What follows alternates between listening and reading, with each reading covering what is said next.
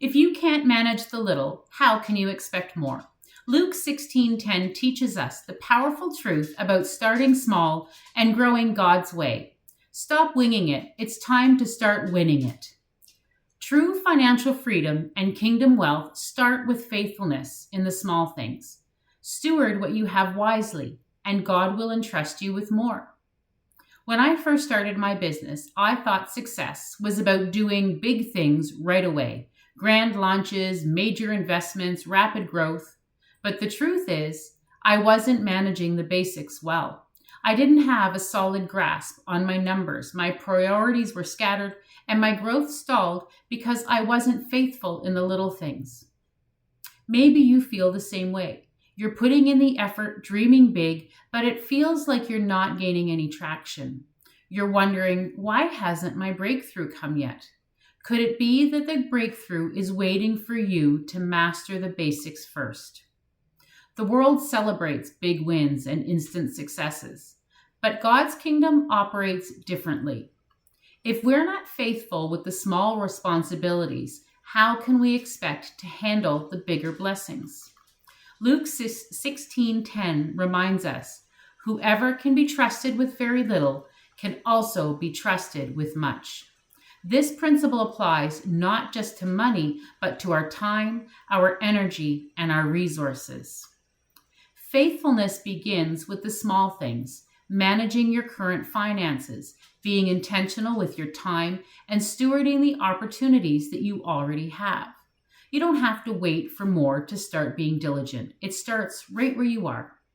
Are you managing what God has already given you with wisdom and care, or are you focused only on what's next? When you're faithful in the small things, you're building a foundation for lasting success. Think about the parable of the talents in Matthew 25, verses 14 through 30. The servants who multiplied their talents, they didn't do it by luck. They worked diligently and faithfully with what they were given. Examine your business or your finances. Are there areas where you've been cutting corners or avoiding responsibility? Faithfulness means showing up with excellence, even in seemingly small tasks. Faithfulness isn't just about doing things well. It's about doing them with the right heart and the right purpose. When your financial decisions align with God's values, integrity, generosity, and stewardship, you're creating a legacy that glorifies Him. Proverbs 3:5-6 reminds us, trust in the Lord with all your heart and lean not on your own understanding.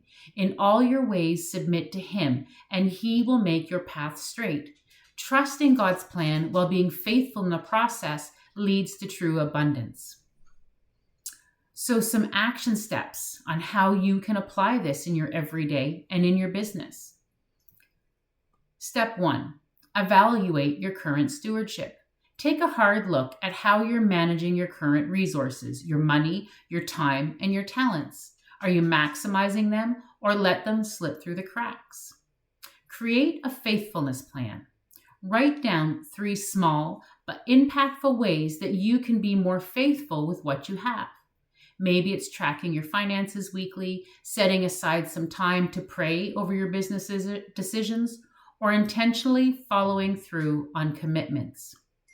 Faithfulness in the little isn't just about preparing for more. It's about honoring God with what you have today.